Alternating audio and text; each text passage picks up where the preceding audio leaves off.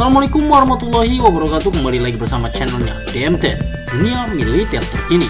Di video kali ini kita akan membahas tentang update berita militer Indonesia. Ada apakah? Mari kita bahas ulasannya di sini. Turki diam-diam berikan sinyal kuat pada Indonesia untuk pasok pesawat tak berawak dengan kemampuan setara jet tempur ini.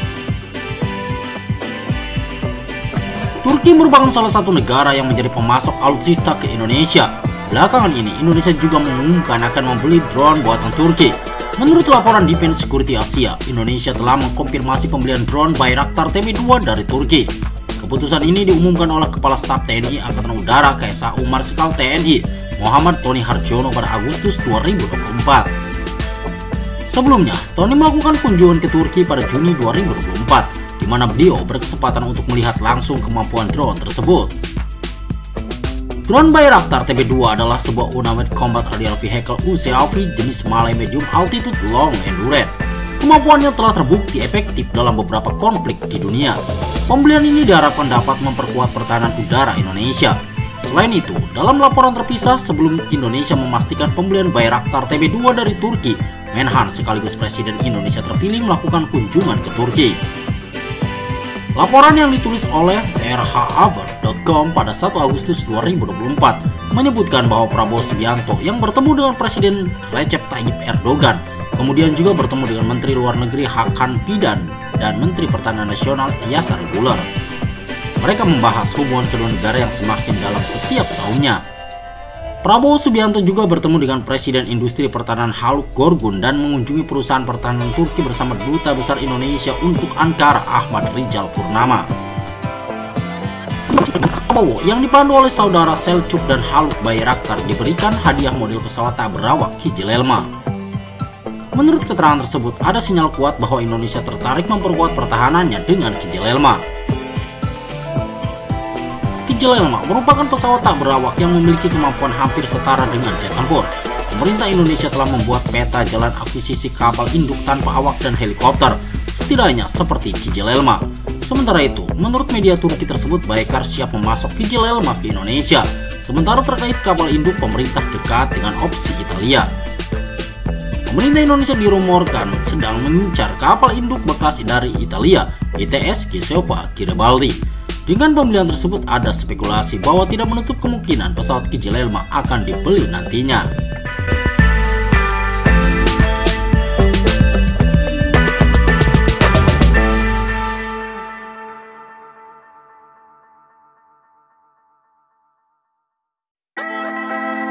Korea Selatan rupanya bukan satu-satunya negara yang bekerja sama dengan Indonesia dalam mengembangkan pesawat KF-21 Boramae. Selain dengan Korea Selatan, Indonesia juga akan bekerja sama dengan Turki untuk mengembangkan pesawat generasi kelima. Hal ini seperti dikutip Jakarta.com dari siaran akun YouTube Garuda TV pada 16 Juni 2023 lalu. Menteri Pertahanan Prabowo Subianto saat menghadiri acara The Please Defend ID di Bandung mengumumkan rencana kerjasama Indonesia dan Turki. Kita juga tentunya ada program sama Korea, KFX. Kita juga sedang nego dengan Amerika Serikat F-15. Dan kita juga sedang nego dan menjajaki kerjasama PT Dirgantara Indonesia dengan Turki mengembangkan juga pesawat generasi kelima. Dengan Korea generasi 4,5, jadi ini yang kita lakukan, ujar Prabowo Subianto di hadapan wartawan. Di program KFX, hingga saat ini Indonesia belum mengumumkan kapan akan melunasi biaya proyek KF-21 Boramae yang jadi kewajibannya ke Korea Selatan. Kepala Staf Kepresidenan Muldoko menerima kunjungan Menteri Administrasi Program Akuisisi Pertahanan DAPA Korea Selatan M. Ding Hwan di Jakarta pada hari Kamis tanggal 5 Oktober 2023 guna membahas keberlanjutan kerjasama pengembangan pesawat tempur Korea Fighter X dan Indonesia Fighter X KFX IFX. Di Gedung Bina Geraha Jakarta pada hari Kamis tanggal 5 Oktober 2023 lalu, Muldoko mengatakan pengembangan pesawat tempur KFX IFX terus berlanjut karena kerjasama industri pertahanan menjadi penting bagi hubungan antara Indonesia dengan Korea Selatan yang tahun 2023 memasuki usia 50 tahun.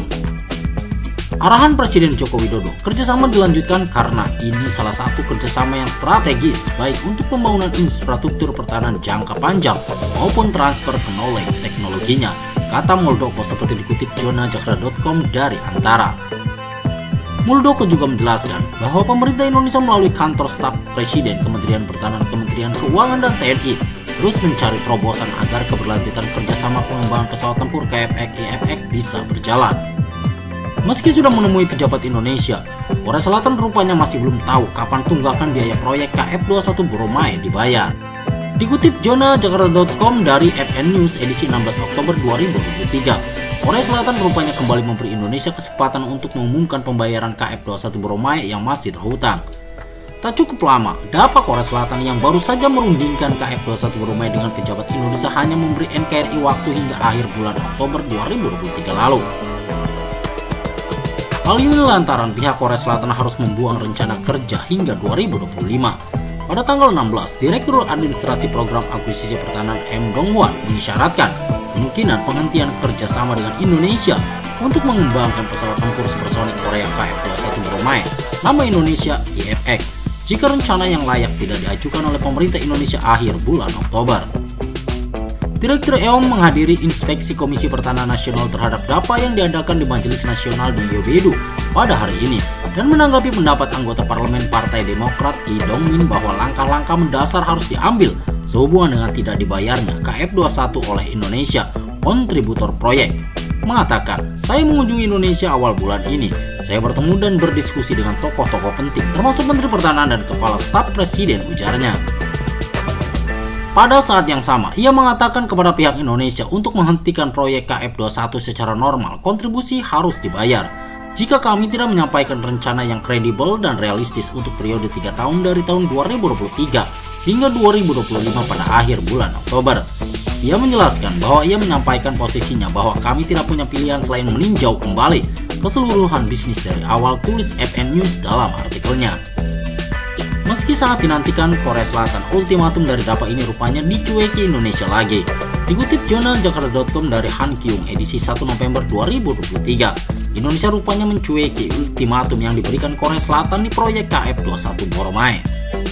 Menurut Administrasi Program Akuisisi Pertahanan pada tanggal 1, pemerintah Indonesia tidak memberitahu Administrasi Program Akuisisi Pertahanan tentang rencananya untuk membayar kontribusi Boramae KF-21, jelas Han Kyung dalam artikelnya. Selama audit pemerintah bulan lalu, Direktur DAPA M. Dong-hwan mengisyaratkan kemungkinan penghentian kerjasama dengan Indonesia dengan mengatakan, jika pihak Indonesia tidak menyampaikan rencana untuk membayar iuran untuk periode 3 tahun dari tahun 2023 hingga 2025 pada tahun 2025 akhir Oktober, kami tidak punya pilihan selain memeriksa ulang keseluruhan proyek dari awal. Indonesia tidak menanggapi perintah publik yang disampaikan oleh Ketua DAPA pada waktunya, jelas Han Kyung dalam artikelnya.